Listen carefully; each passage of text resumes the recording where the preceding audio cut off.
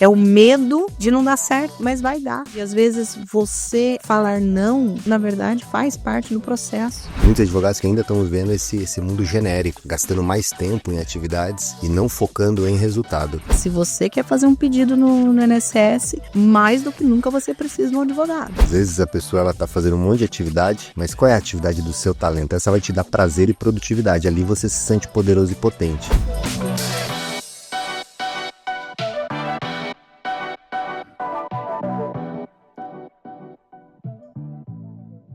Olá pessoal, tudo bem? Sejam todos muito bem-vindos ao Prevcast, o seu podcast de Direito Previdenciário. Aqui você acelera a sua curva de aprendizado e aprende aquilo que a faculdade não te ensinou. Hoje eu trouxe uma convidada muito top.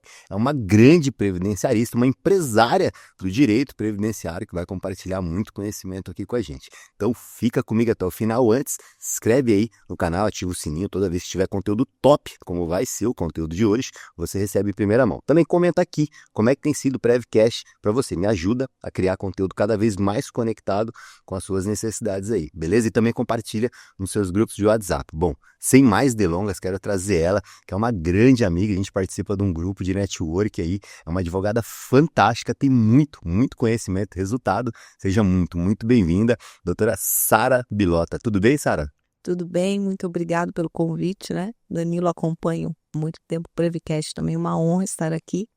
E vamos conversar um pouquinho. Bora lá, Sara, bora lá. Pois é, a Sara que já esteve com a gente nos bastidores, né? Um tempo atrás aí, as meninas te trouxeram, né? Foi a Daiane, né? Isso. A Daiane te trouxe, assistiu nos bastidores. A gente já fez também live juntos, não foi? Live também já fizemos juntos. E Pô, tava faltando você vir aqui no Prevcast. faltando, hoje estamos aqui, então. Top demais. Bom, antes, quero falar aqui, primeiro agradecer a subseção da OAB do Tatuapé por disponibilizar esse espaço aqui para nossa gravação do Prevcast e também a Just Tech, que criou toda essa estrutura aqui, beleza? Sara, queria entender com você, como a gente sempre faz aqui, né? Entender as histórias. E como é que você chegou no direito previdenciário e hoje se tornou aí referência no direito previdenciário na sua região e também no digital, que você começa a trabalhar forte no digital. Tô errado ou é isso? Sim, eu tenho, assim, o direito na minha vida, eu falo, tem pessoas que falam assim, eu sempre quis fazer direito. Eu não, é época de colégio que a gente está decidindo, né? A gente faz aqueles testes vocacionais. E daí a gente foi por exclusão, tirei biológicas, tirei exatas, mas caí no previdenciário, né? Pouco estranho. E fui humanos, assim, meu pai sempre incentivou, meus pais sempre foram empresários, meu pai teve restaurante, jornalista há mais de 30 anos, e sempre incentivou o direito. Tanto é que a minha irmã mais velha é advogada também, meu irmão mais novo também é advogado, e fui para o direito. Mas quando cheguei na faculdade, quando eu decidi que eu iria fazer direito, eu nunca quis concurso. Eu lembro que primeiro ano de faculdade, a gente, 2004, metade da sala quer ser juiz, metade da sala quer ser promotor, 3 querem ser delegado e ninguém queria ser advogado.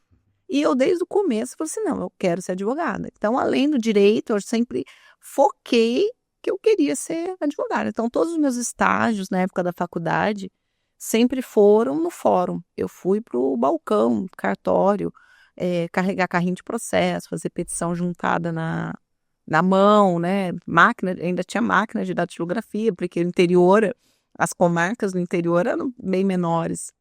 Assim, então o direito entrou muito por esse incentivo familiar, né? Meu pai sempre falava assim, não, porque direito, acho que todo mundo já ouviu que direito dá um leque de opções, né? Todo mundo ouvia isso, então eu fui para o direito.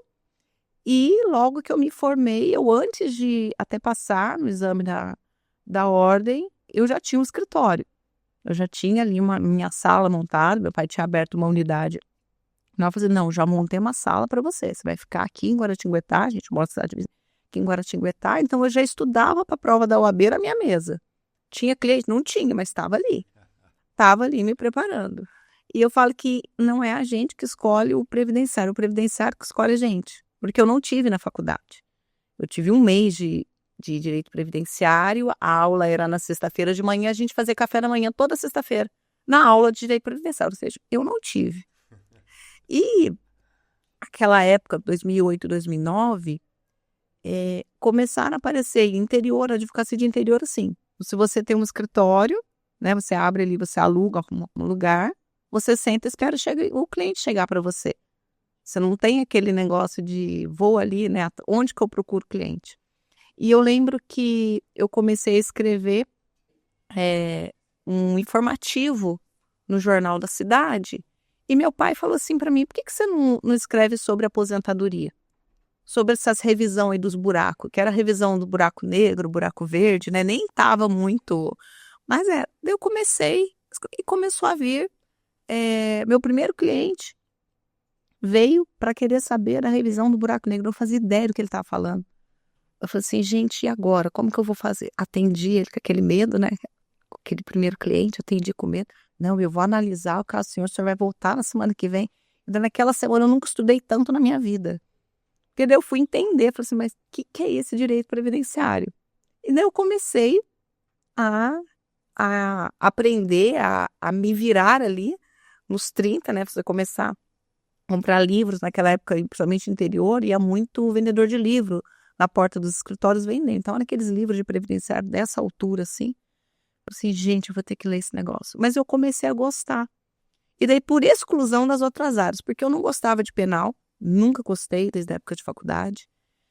Veio para mim, eu lembro, uma cautelar de sustação de protesto. Eu queria chorar, eu não sabia essa parte de civil. E o previdenciário eu fui me identificando, ainda mais por conta dos atendimentos. Porque eu acho o previdenciarista, ele tem que gostar de pessoa. Ele tem que gostar, e eu sempre gostei. Então eu atendia, conversava, e um vai falando para o outro. Então foi ali que começou o previdenciário, desde o comecinho, assim. Fiquei com o previdenciário, e falei assim, agora eu vou ter que estudar. Daí eu vi que era muito mais difícil do que eu pensava, porque a gente tem aquela confusão, e as pessoas têm, achar que o previdenciário é igual ao trabalhista, e não tem nada a ver uma coisa com a outra, né? E daí a gente já comecei a procurar meios de como eu ia tornar aquilo mais fácil para eu entender. Porque eu vi que era um mundo. Não era apenas o previdenciário, era o rural, era o especial, eram as revisões, eram as aposentadorias, eram os benefícios por incapacidade.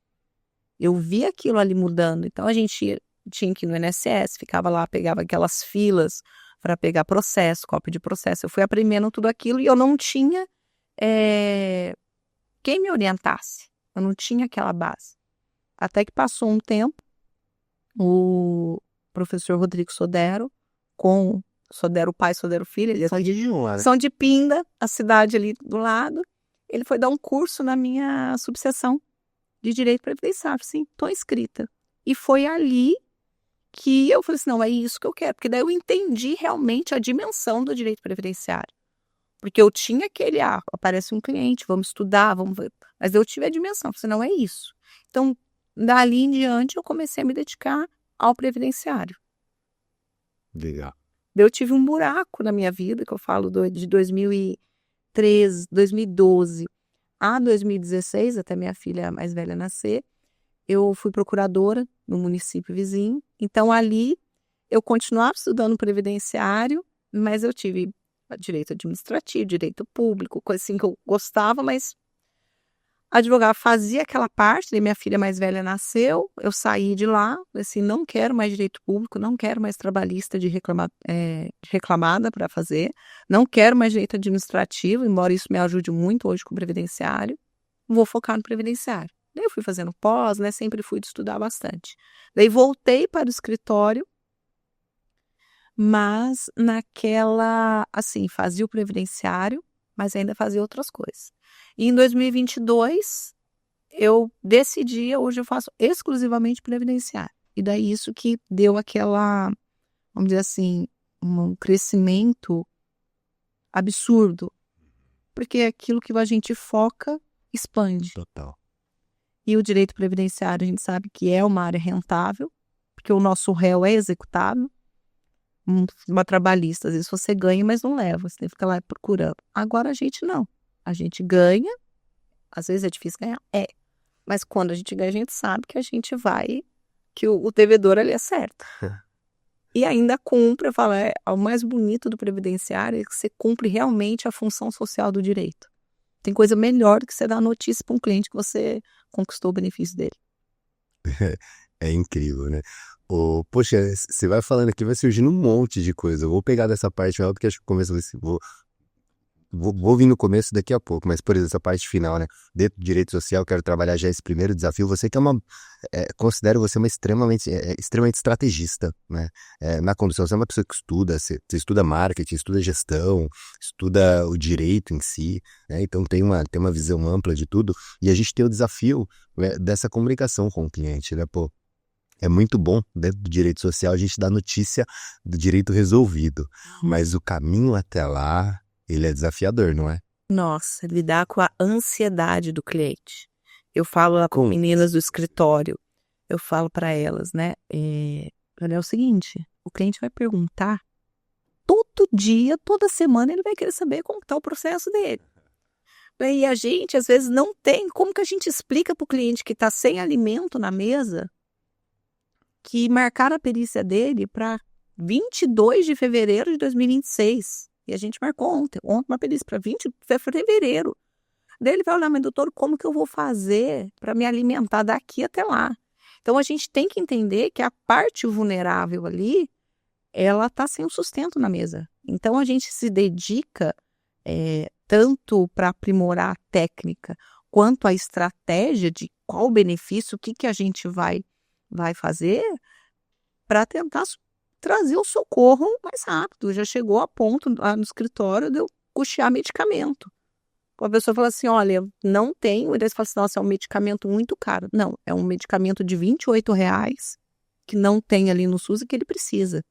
Então a gente já entra, principalmente quando a gente fala em benefício por incapacidade, que tem crescido assustadoramente. Tanto os indeferimentos quanto os clientes, porque cada vez mais pessoas, o Brasil é um país doente, é um país que se adoece muito, se acidenta muito, e cada vez se fecha o cerco. Eu penso e estava chegando numa conclusão esses dias, falando até num grupo que a gente foi fazer um curso, que há 15 anos atrás, parecia que os processos se resolviam quase sozinhos. Nós entrávamos, tinha os indeferimentos no administrativo, a gente entrava com benefício e o processo já caminhava tudo a favor do segurado. O judiciário, o perito judicial, agora não. A gente já entra no time perdendo. Beleza, a gente entra no jogo, a gente já perdeu. Mas a gente vai pro jogo, parece que o judiciário também tá contra. Então, a gente não dá mais para a gente entrar com um processo sem estratégia, sem ter um refinamento ali da técnica, sem mostrar desde a sua petição inicial até o objeto da perícia. Porque a gente vê até perícia judicial sendo muito mal feita. E quem é prejudicado é o cliente. A gente tem um festival agora de laudo desfavorável no judicial, que antes a gente conseguia reverter e agora não. E aí a gente fala, tá, vamos tentar de novo, vamos para a via administrativa. Ah, negou. Peraí, para eu ir para o judicial e para eu desfazer para não dar coisa julgada. E para eu afastar essa prevenção. Então, até isso a gente tem que ir melhorando. Parece que está tipo aquele livro A Arte da Guerra. A gente está ali mesmo batalhando para tentar trazer o mais rápido possível socorro. Às vezes a gente está falando de alimento na mesa. Total.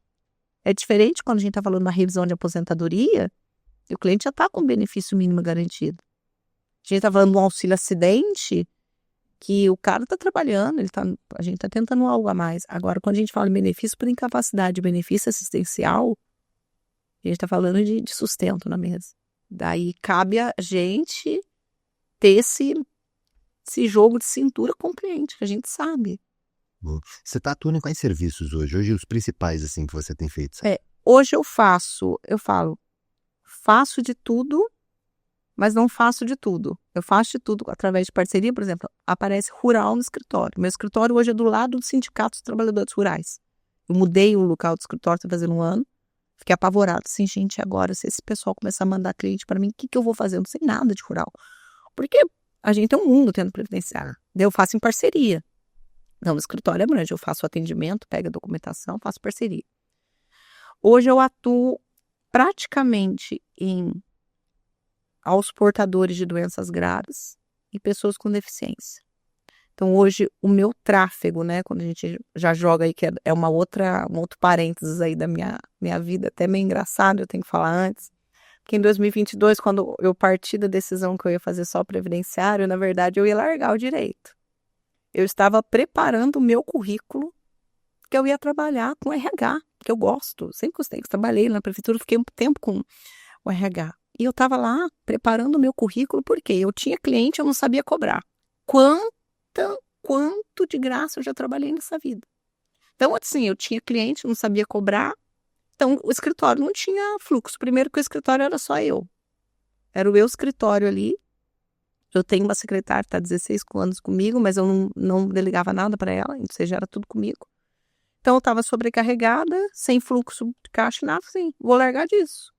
Estava preparando meu currículo, meu marido chegou, o que você está fazendo? Assim, estou terminando meu currículo. Primeira vez que eu vou usar todos os meus MBA, minhas pós-graduação, meu currículo, a primeira vez que eu vou montar um currículo na vida.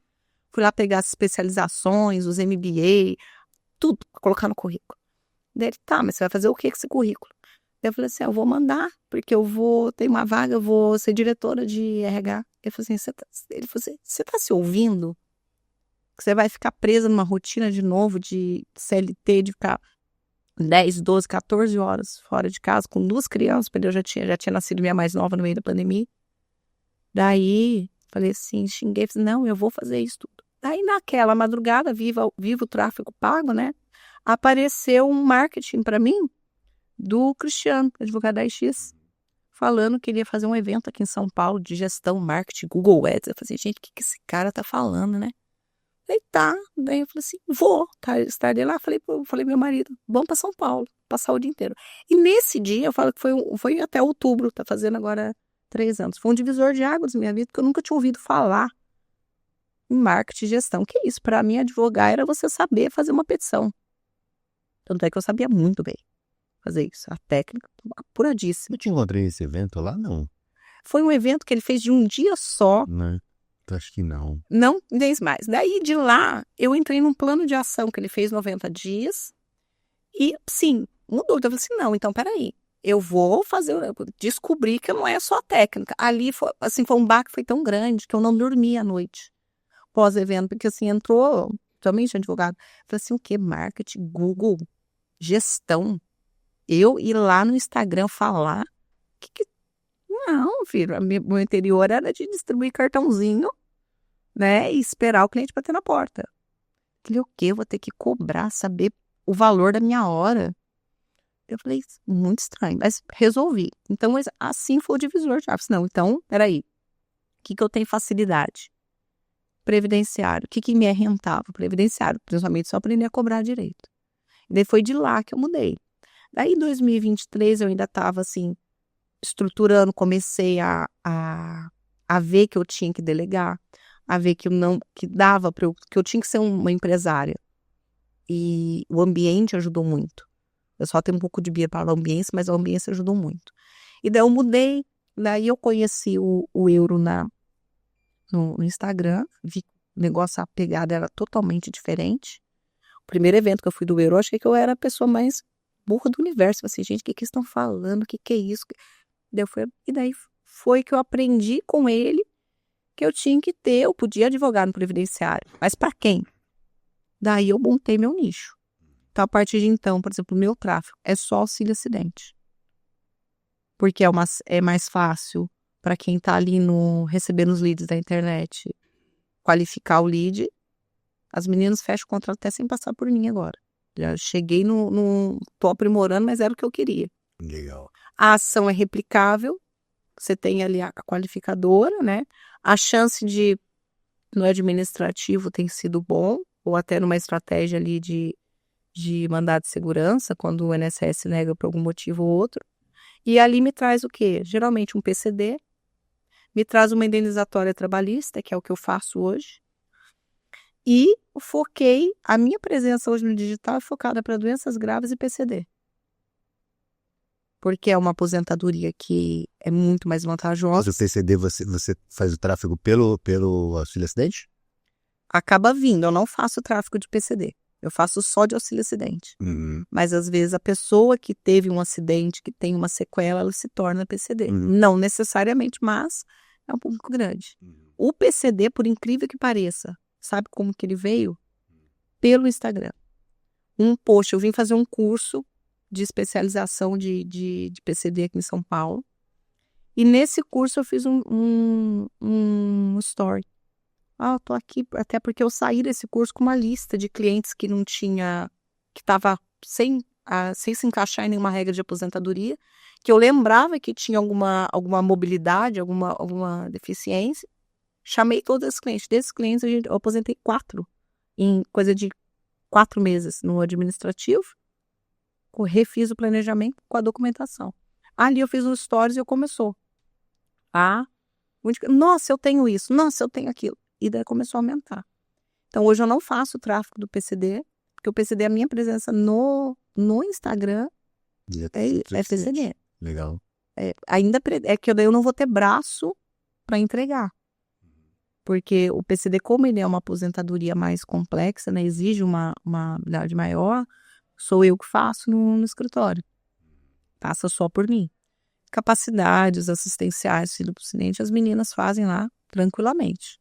Eu faço ali a correção, até porque eu sou bem metódica, um pouco chata até, essas coisas. Então, eu faço questão ainda de corrigir algumas peças, principalmente na incapacidade, quando a gente tem alguma coisa de, não só incapacidade sim, mas é alguma coisa de carência, uma briga por qualidade de segurado, doença pré-existente, né? E eu já dou aquela refinada. Mas o PCD, ele é extremamente vantajoso. Daí, que você aposenta, fala, olha, eu aposentei com 49 anos. Fala, como assim? Uma mulher 49, você está aposentada? Vai falando para outro, então vem, e a maioria são clientes online, que vem do PCD. Então, o meu nicho hoje é focado para isso. Legal. Rural, especial, eu faço através de parceria. Pô, muito legal. Muito legal. E você traz uma reflexão interessante aqui, que é a importância desse nicho, né?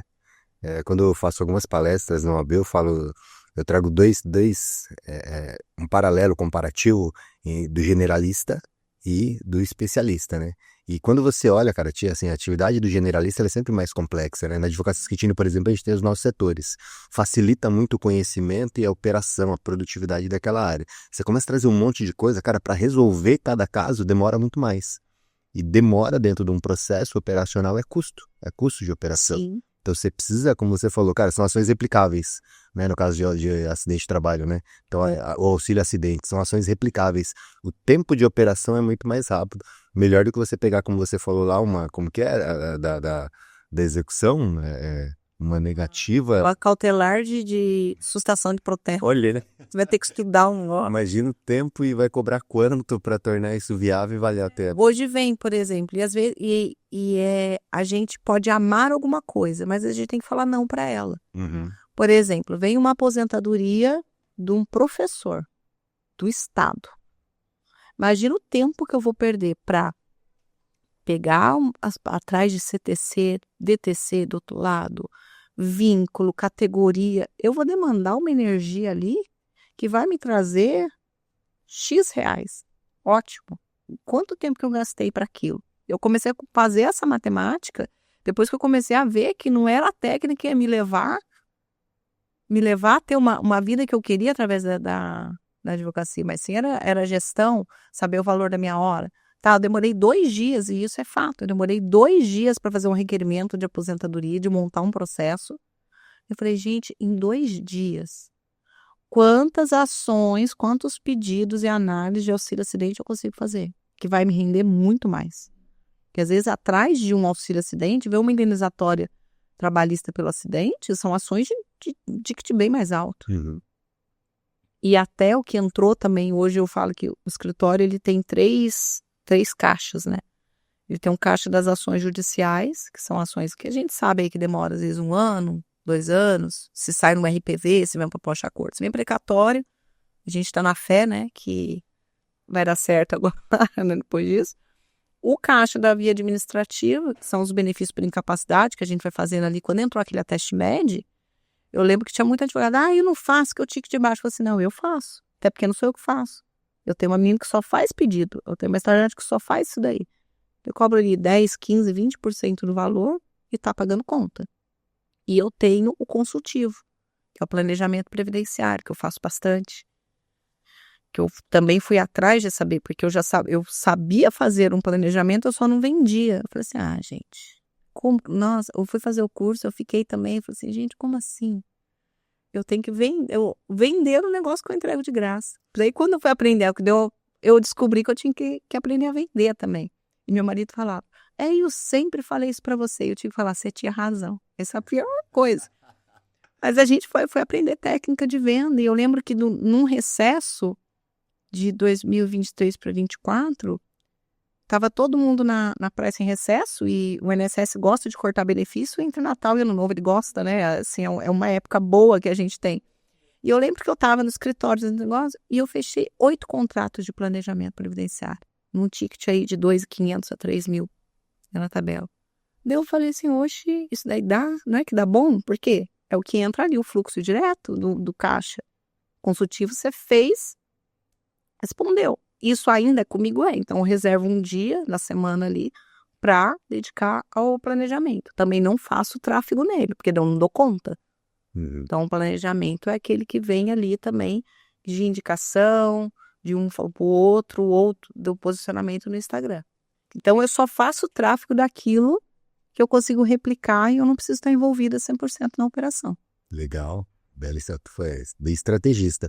Você tem uma característica boa de venda também, você rompe alguns paradigmas da advocacia nesse processo de venda, tem uma visão muito legal, me lembro que você compartilhou já alguma coisa sobre você consegue cobrar valores de cliente, tem um processo de venda bem interessante. Se você puder compartilhar um pouco com a nossa audiência, como que é sua interpretação, talvez até provocar mesmo, né? Essa visão diferenciada que você aplicou nos seus escritórios. Primeiro, assim, foi uma coisa que surgiu mudança interna. Porque não adianta você ser bom. Você tem que parecer ser bom. Você tem que mostrar que você é bom naquilo. Tem gente que isso se dá através do seu posicionamento. Então, por exemplo, hoje para vender um consultivo, para vender um planejamento, você precisa de 2 coisas. Demonstrar autoridade e conhecimento. E usar, sim, estudar gatilhos mentais, estudar técnicas de venda para você passar para aquele cliente que está ali que ele precisa do seu serviço. Que ele está perdendo tempo e dinheiro não te contratando. Então, a gente faz uso muito disso. E por exemplo, todo o caso que eu atendo, que eu vejo um cliente, por exemplo, que eu atendi esses dias, que passou 8 anos pagando 20% do salário mínimo no código 1007. Eu mostrei o quanto de dinheiro ele jogou fora e o quanto que ele estava economizando. A hora que eu falei para ele, já começou assim, porque eu sabia que ele era mais seguro. Eu falei assim, fulano, é o seguinte, quando ele começou, na conversa eu já sabia que ele estava jogando dinheiro fora, o tempo que ele falou que ele estava pagando, eu falei assim, putz, cara, jogou dinheiro fora, tem mais 10 anos para aposentar, vai jogar. Eu falei assim, escuta isso, se eu te fizer economizar 20 mil, você me paga 3? Daí ele olhou pra minha cara, o que você tá falando? Eu falei assim, eu vou te provar que eu vou te fazer economizar 20 mil reais e que você já perdeu 18 mil de dinheiro, fiz o cálculo para ele, mas eu vou te fazer economizar 20 mil e você vai aposentar do mesmo jeito. Daí ele, mas como assim? Eu falei assim, não precisa. Fui lá, sentei com ele, peguei as informações, fiz o planejamento. Daí ele ficou assim, daí o que eu fiz? Eu peguei esses takes do planejamento, joguei no Instagram. Daí veio e falou assim, nossa, será que eu tô pagando? Porque daí a pessoa já fica, nossa, será que eu tô jogando dinheiro fora mesmo? Daí eu falei assim, olha quanto de coisa dá para o senhor ter comprado. O senhor tá pagando mesma pro INSS, o senhor tá pagando sobre o salário mínimo. Só que você tá pagando, e o INSS não vai lá bater na sua porta e falar, olha, você está pagando num código de uma aposentadoria que você nunca vai ter direito. Porque você só vai se aposentar por idade. Então a gente faz isso. E a reforma ajudou muito o crescimento do planejamento do setor consultivo.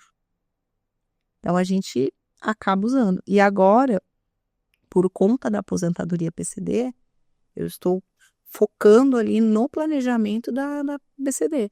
Então a pessoa que já tem uma deficiência, às vezes ela já ocupa um cargo de PCD, empresa tudo, ela saber que ela se aposenta mais cedo. se ela vai aposentar e já começar a preparar uma documentação para a gente levar no INSS. Legal. Você é uma das pessoas que também conseguiu implementar TMP, não foi? Sim. Você conseguiu. TMP, para aquela galera que não conhece, é a taxa mensal de manutenção de processo. E aí o pessoal fala assim, pô, mas um cliente previdenciário não vai pagar um valor para você, só vai pagar no final. Então tem advogado que vai ter essa visão e essa reflexão. Como é que você enxerga isso e como é que você conseguiu, Sara, implementar isso? Olha, eu falo, é muita quebra de padrão interno mesmo, porque a gente tem isso daí. E de fato, o cliente, a gente tem que separar quem que é meu cliente previdenciário. Eu não tenho tanto ticket baixo assim hoje no escritório. Benefícios assistenciais, BPC Luz, eu quase não faço. Não tenho. Não faço, mas é muito pouco. Agora, benefício por incapacidade. Será que eu vou conseguir cobrar? O cara não tem nada para comer. Será que eu vou comprar todo mês? Mas ele tem ciência que o processo dele está gerando um custo e que ao final ele tem que adimplir aquilo. Agora, um processo de aposentadoria.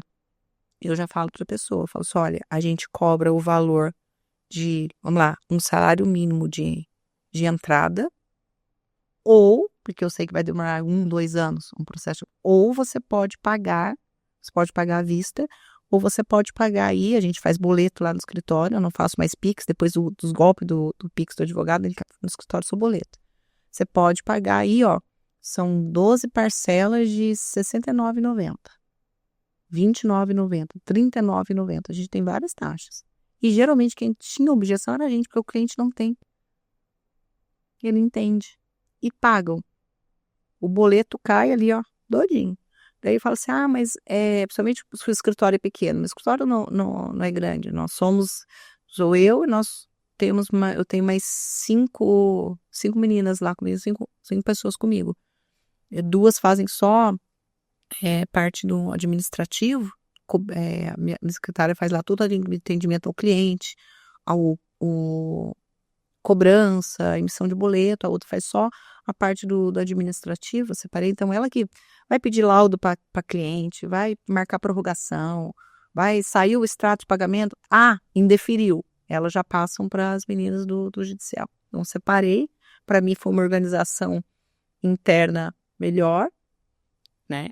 Não pretendo expandir tanto o escritório. Aliás, eu admiro, assim, tem 4, 8 unidades. Assim, gente, como que dá conta? Porque, olha, é desafiador. Exatamente. Você ter uma equipe maior, eu ali, às vezes, com coisa... Daí você tem que despertar o gestor de pessoas. Você, meu Deus, é mais um desafio. Mas a vida é movida disso, né? Então, para o ano que vem, eu já estou me preparando para aumentar ali a equipe. Então, elas mesmas já fazem essa cobrança. Às vezes o cliente sobe comigo, eu tenho o interior, a gente tem muito atendimento presencial ainda. Eu tenho online, mas no interior eles querem ir, eles querem tomar o café no escritório, eles querem comer a bolachinha, querem subir lá na sala, entendeu? Eles querem ir, até para perguntar como está o processo, mas eles querem ir. Às vezes eu desço, às vezes com um cliente ou outro, a Ana Paula já preparou tudo, ela já passou o preço, e eu nem estou sabendo. Mas foi uma coisa de implantar, da gente explicar o que é para o cliente, ter isso no termo e dar essa opção. Olha, o custo tem.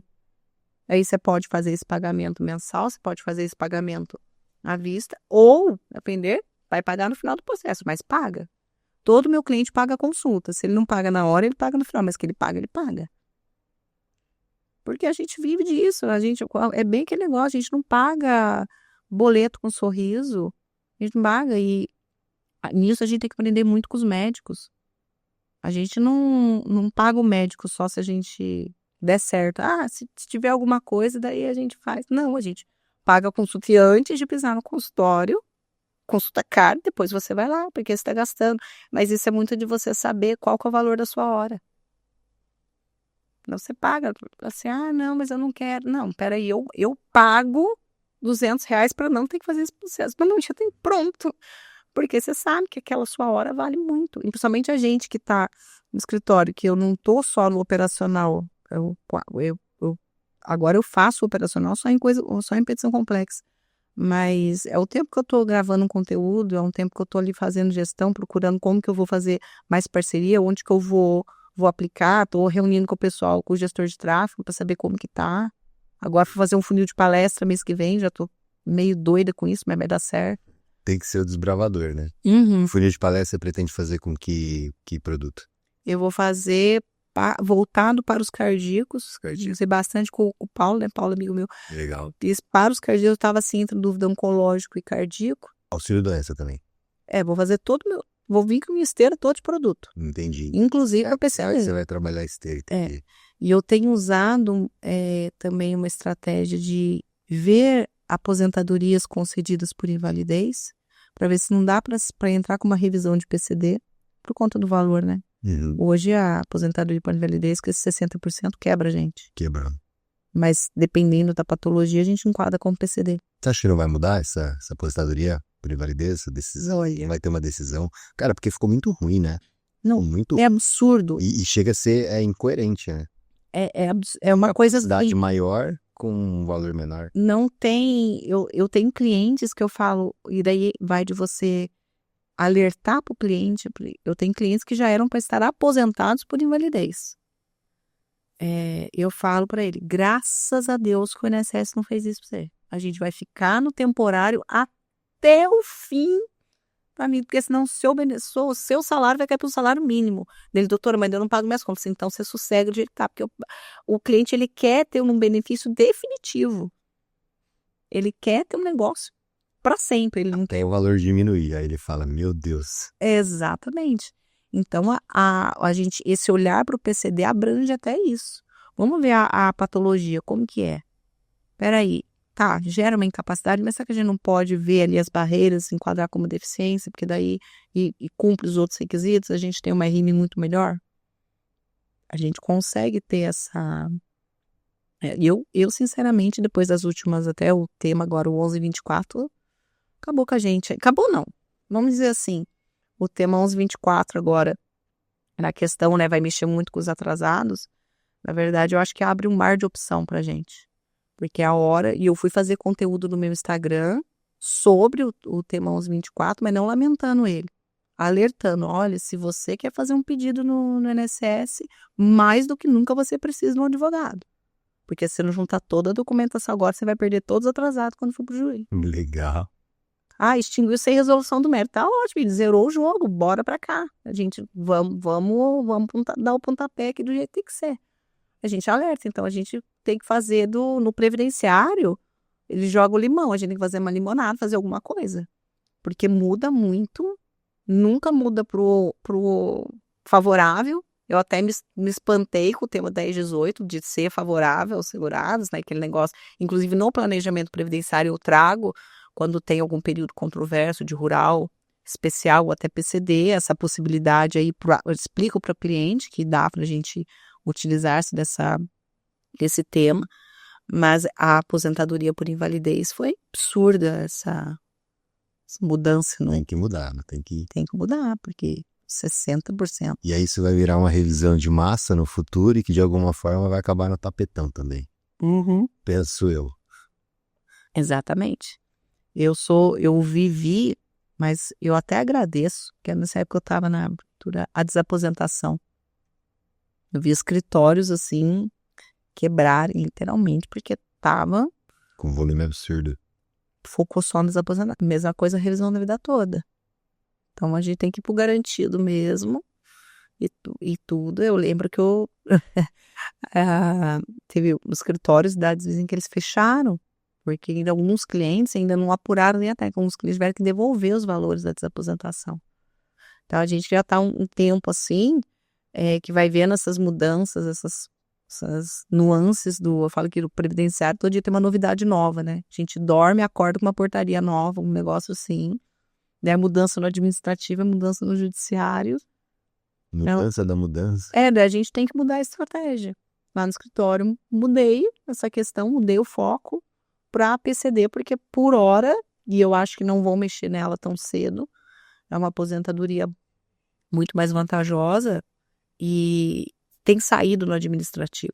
Isso. Eu queria entender como é que você tem olhado para a aposentadoria PCD, Sara, até aproveitando de entrar nesse tema. A aposentadoria PCD ela ficou incrível, né? Depois de 2000.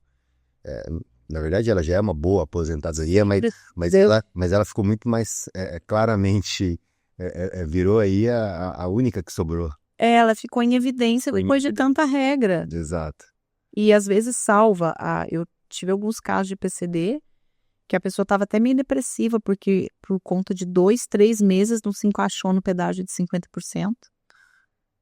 Aí aposentou pela PCD, porque daí fechou mulher, fechou os 28 anos. Pronto, né? Tem aquele redutor do tempo comum. Tudo mais. Eu não vejo mudança tão próxima assim, até porque tem uma questão institucional, né? Como que, nossa, vão mudar uma legislação que vai mudar a aposentadoria da pessoa com deficiência. O que pode mudar, e tá para mudar, é o critério de avaliação da deficiência. Hoje a gente tem o IFBRA, né? O IFBR, que é o que norteia ali. As duas perícias, tem a médica social, tem a pontuação, daí né, a aplicação do método FUSE e o jogo da PCD está aí, você entender essa qualificação, até para você orientar o cliente a fazer a entrevista do cliente. Porque às vezes o cliente que é PCD, ele nem tem ideia que ele é PCD. A maioria não tem. Daí você tem que convencer ele que ele é. Daí você convence quando você fala assim, mas você vai aposentar mais cedo. Daí ele está totalmente convencido. Ele que não faz. Melhor. Fala assim, não, você não faz nada. Você vai pegar, trazer a documentação e na perícia você daí você prepara o cliente para a perícia. Daí quando ele vê que ele vai ser pronto, daí ele pode comprar um carro com desconto. Ele pode ir lá no Detran fazer, ou ele já tem e nem sabe. E até pensando em questão de tráfego, você voltar para o público que já tem uma habilitação no Detran com o PCD, olha o mar de gente que você tem para focar ali no seu cliente, no seu produto.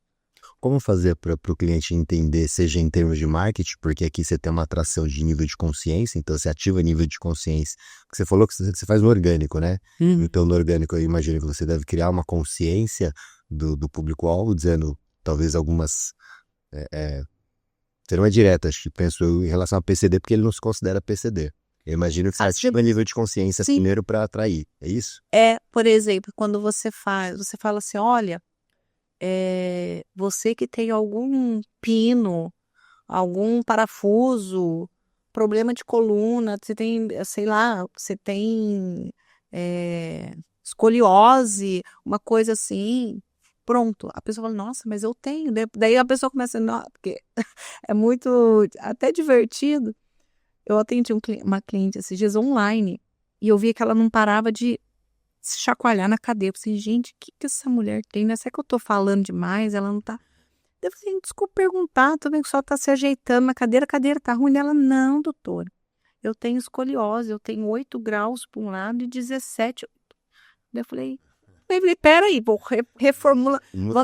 Vamos voltar toda a nossa conversa lá no começo, porque ela já se acostumou tanto a se adaptar em tudo que para ela tá tranquilo. É a vida acontecendo. Eu falei assim, mas a senhora consegue, assim, sentar, por exemplo, do seu trabalho, como que a senhora faz? Você falou assim, não, eu tenho a minha almofadinha que eu levo, e daí a cada meia hora eu troco a almofada de lado, que é para compensar a coluna. Ela já está tão acostumada a trabalhar de forma adaptada que ela nem percebe, para ela não é natural aquilo. Né? Ou, por exemplo, uma pessoa, um cardíaco mesmo, o pessoal está muito com o cérebro ligado, invalidez, ele não pode mais trabalhar. Realmente, ele não pode mais trabalhar. Mas ele tem barreiras, ele não pode correr, ele não pode mais subir, ele tem tratamentos diferentes comparado. Então, é muito de você saber o que é e levar isso para o cliente de uma maneira que ele entenda. Você falar a linguagem do cliente. Onde você acha que está o momento principal aqui do PCD, pensando na teoria de Pareto 80-20, aonde mais pode gerar resultado? Onde você coloca o seu esforço maior, o seu mínimo esforço que gera o maior resultado? Você acha que é orientação de perícia? Você acha que é preparação em alguma etapa específica do processo? A entrevista com o cliente. A entrevista. Na entrevista, se você já tem o IFBRA na mão, e você vai literalmente perguntando, escuta aqui, seu João, Você consegue preparar seu almoço sozinho? Você consegue mexer a panela, fazer coisa? Ah, não consigo, ela não tem coordenação. Daí você já vai colocar uma pontuação ali, que é 100, 75, 50 ou 25. 100 se ele não tem nada, 75 se ele faz de forma mais lenta, isso é importante. Você fala assim, mas você faz numa velocidade normal ou você faz um pouquinho mais devagar? Ah, não, eu até descasco uma batata, mas tem que ser um pouco mais devagar. Ah, eu tenho que colocar um banquinho para eu cozinhar, por causa da minha altura. Pronto, você coloca ali. Então, às vezes você perde um pouco de tempo, perde entre aspas, no primeiro atendimento ali, para você já deixar aquilo desenhado, porque quando você for fazer a orientação para a perícia, tanto na médica quanto na social, você já até nisso só vai refinar para ele. Você vai falar assim, olha, seu João, você pode nem sentir, mas as pessoas que têm essa patologia que você tem, que tem aqui problema, tendinite e tudo, geralmente elas não conseguem fazer esse movimento de tirar uma camisa, geralmente usa camisa de botão. Então, no domínio vestir-se, você tem que se adaptar. Então, se o médico perguntar, ou se ele não perguntar, mas ele deveria perguntar, porque tem isso também, a gente não sabe como que é o perito. Tem perito do INSS que não tá nem aí, ele não faz ideia, até ele se confunde de incapacidade de deficiência. Daí a gente ainda tem isso aí. Mas, daí pelo menos você preparando, instruindo o seu cliente ali, já tendo essa base do atendimento depois para a perícia, ele sabe o que ele vai encontrar ou o que ele deveria encontrar. Então, ele não vai ficar lá despercebido. Daí ajuda muito, porque daí a pontuação, e eu tenho visto e ouvi também em alguns fóruns que eu fui, a perícia médica, ele vai pontuar de acordo com o CID ali, com o que ele acha. Ele não vai fazer muita entrevista. E ele vai dar o marco inicial da deficiência, que é o que a gente precisa muito. Agora, a social não. A social ela é mais ampla. Ela vai abranger, geralmente a assistente social vai perguntar sobre as interações, sobre tudo, e ali tem uma chance, geralmente a pontuação da social ela é menor. Daí vai do advogado também conhecer, por exemplo, o método FUSE, se tem que ser aplicado ou não, porque daí baixa mais a pontuação. E a gente não precisa, quando a gente está falando de um cliente que fecha a pontuação de tempo no leve, a gente não precisa ficar brigando, porque eu quero moderado. Não, você não quer, você quer leve. Dá na mesma coisa. Porque senão você vai para o judicial, enquadrou leve, mas eu queria moderado. Vai para o judicial para moderado. Daí vai lá, volta, não considera nem leve. Então, conseguiu, fica com o que tá. É diferente quando você precisa, por conta do tempo, e você vê a situação, você precisa que seja enquadrado com uma deficiência moderada. Sim. Se enquadrar já tá lindo. Se enquadrar, né, por causa de um ponto. Não, fica aí, gente. Tem ali os pontinhos. Tem um, você abraça ele pronto. O judicial você tem entendido que é um caminho mais desafiador, é muito mais estreito? Você tem estratégias diferentes? Né? Então, o judicial, e a gente fala, a gente tá no mesmo TRF, né? Eu falo. Então, até uma experiência agora. Visão monocular de congênita, ou seja, de nascença. Já vem definido do INSS porque eu acho que o perito não sabia o significado da palavra congênita, que a documentação tinha, toca essa plano, beleza. Foi pro judicial. A perícia médica foi ótima, foi feita por um oftalmologista. O meu problema foi comemorar. Falei, nossa, que perícia boa, vamos para social agora. Daí, a minha cliente falou assim, doutora, a assistente social foi em casa ontem, ó, que belezinha de mulher, falou que vai me ajudar, que fez o laudo, tirou foto da minha casa, tirou foto, não entendi nada, pegou o nome das minhas irmãs, até que não mora comigo, já comecei a achar estranho. Disponibilizou o laudo, ela fez um laudo de BPC. Nossa. Eu falei, eu não acredito nisso. Falou da renda, daí é lógico, uma RM de quase teto. Como que encaixar no BPC? Dela ela não colocou não, porque realmente ela quis ajudar. Ela, embora a renda per capita seja alta, a cliente faz jus ao BPC. Porque eu falei assim, Jesus, e agora? Eu falei, como que eu faço isso? Porque tinha quesitos, eu já tinha preparado a petição no esquema.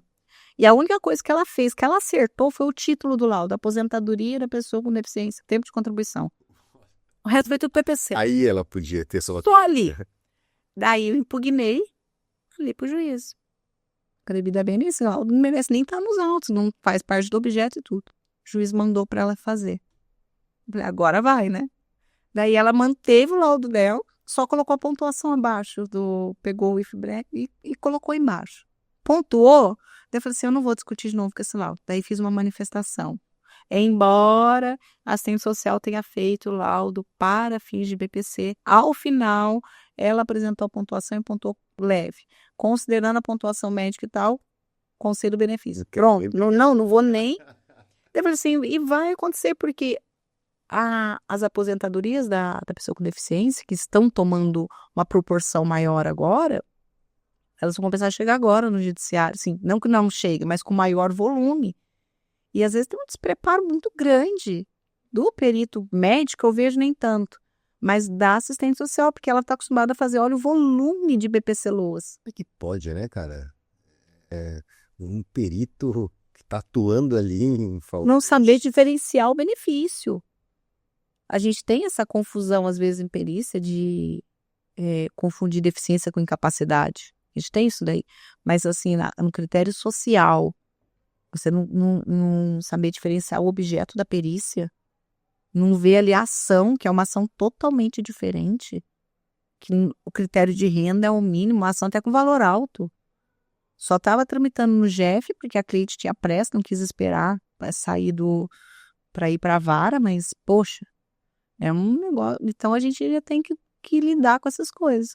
Por isso que quando você estrutura desde o seu pedido administrativo com o requerimento já ali na sua linha, esses percalços que podem acontecer, tanto na via administrativa quanto no judicial, pelo menos você já não tem trabalho com aquilo, porque já está feito o negócio. Você só tem que mostrar o óbvio, né? Se acontece uma coisa dessa, qual eu coloquei lá, impugnei, falei assim, ó, página tal da petição, o objeto é esse, não se trata de BPC, ponto.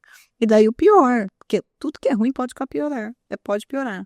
O Ministério Público veio meter o bedelho no meu processo. E ele fez uma manifestação pelo indeferimento da ação, porque ela não se encaixava nos critérios de miserabilidade para fins de benefício de prestação continuada. O Ministério Público também não olhou que era uma ação de aposentadoria, que era outra ação, não olhou nada. E você ali sentindo vergonha alheia. Falei, essa galera não sabe o que tá fazendo. Eu não acredito. E eu, como estagiária nova, começar assim, como eu vou explicar pra moça que essas coisas acontecem, né? Eu falei, vem aqui pra você ver a realidade. Olha isso. Nem o Ministério Público prestou atenção no processo. E a gente espera, pelo menos, que o juiz preste, né? Atenção. Opa, peraí, é outra coisa. Top demais, top demais. Ainda dentro dessa linha de PCD, no âmbito recursal, você tem experimentado realidades interessantes? Você tem entrado com recursos administrativos, digo, recursos administrativos de PCD, eu vou ser ou bem... tem matado na primeira instância mesmo? Eu tenho, assim, para mim, né, posso estar errada, mas eu não gosto de CRPS. A gente é advogado, a gente gosta de processo, né? A gente gosta de juiz. O CRPS acho que é até interessante, assim, pra galera do rural, né, que tem aquele conhecimento, um especial, coisas que não vai envolver perícia. Tudo que envolve perícia, seja incapacidade, seja PCD, vai pro judicial. Porque ali você vai conseguir apresentar seus quesitos. Você pode até contratar um assistente técnico, se for viável pro caso tudo. E muito mais rápido. Imagina ficar lá 2 anos no CRPS e ainda não mudar, porque ele não vai mandar fazer outra perícia. Então, tudo que indefere, eu vou para o judicial. Eu acho que é o caminho mais rápido, mais assertivo e onde a gente consegue mostrar, pegar o laudo no administrativo e falar assim, olha, o perito pontuou ali 60, mas a pessoa teria que ter 75 ou 50, ela faz com a ajuda de terceiros, com tudo laudo. Os domínios de mobilidade estão todos tomados, então você consegue chamar a atenção disso, tanto do perito depois, e ter um caminho melhor. Até porque, se der ruim no judiciário, você pode entrar de novo no administrativo, porque o INSS não vai reaproveitar aquela perícia, ele vai fazer uma nova. Sempre vai fazer uma nova perícia quando faz pedido de PCD, ele não vai reaproveitar a antiga. Porque os critérios é a pessoa ser uma pessoa com deficiência na data do requerimento. Então, ele vai ser obrigado a fazer uma nova perícia. Legal. Muito bacana, Sara, muito bacana mesmo. E a gente vai chegando aqui na nossa etapa final já e passa muito rápido mesmo. É, Vou deixar você fazer aqui as considerações finais. Mas, cara, bacana, muito bom compartilhar essa visão mais estratégica. Queria, antes até de considerações, que você trouxesse aí um pouco, de 2020 para cá, você teve uma mudança muito grande, né? Você focou e se tornou uma especialista, rompeu, até falei daquela questão genérica, e tem muitos advogados que ainda estão vivendo esse mundo genérico aí, né? Gastando mais tempo em atividades e não focando em resultado.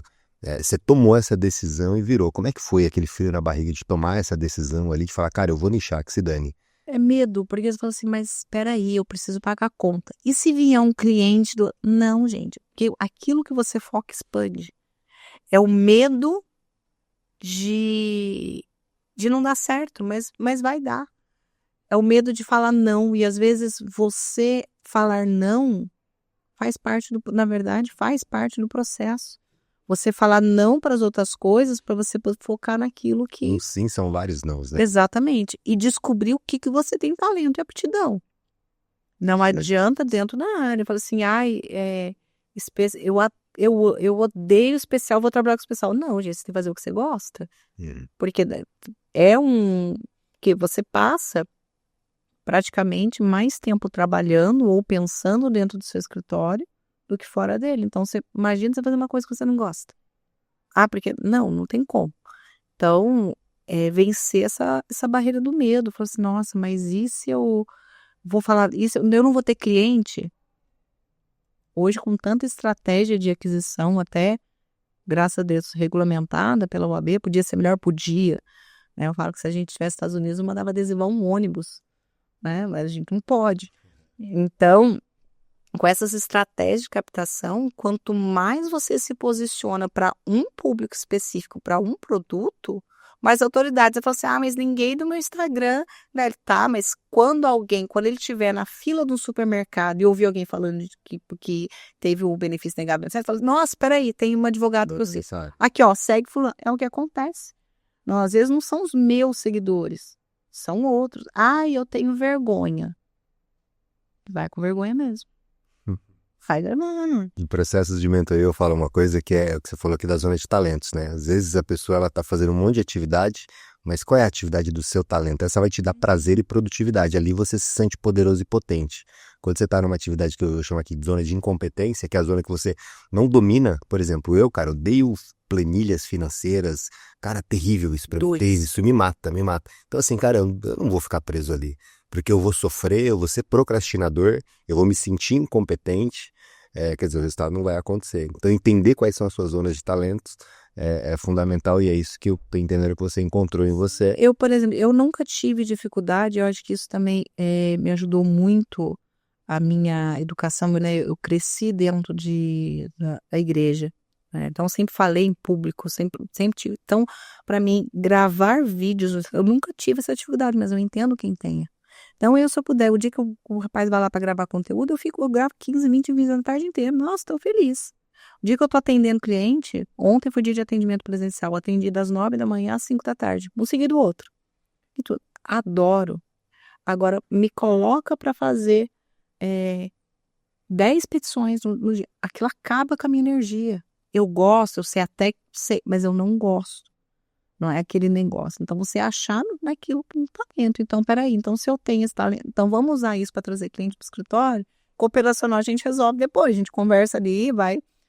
Hoje eu falo que a minha meta é virar o consultivo do meu operacional. Eu saí de vez do operacional e só falo assim, dá aula, que é uma coisa que eu faço também que me despertou em 2023 de dar aula, né? Tem uns cursos de ensinar, de dar mentoria em caso prático para outro advogado, porque eu gosto de ensinar. E eu acho muito legal, porque quando você dá aula, você ensina alguma coisa, você aprende 2 vezes, porque você está ali retendo para você. Então, é a melhor coisa. Eu falo até para você, você quer aprender? Lê a lei e dá aula pro seu cachorro. Você vai, ficar tinindo. Transmite. Ensina alguém o que você está tentando aprender. Total. Você vai ficar ótimo. Aprende muito mais, é uma técnica de retenção de informação.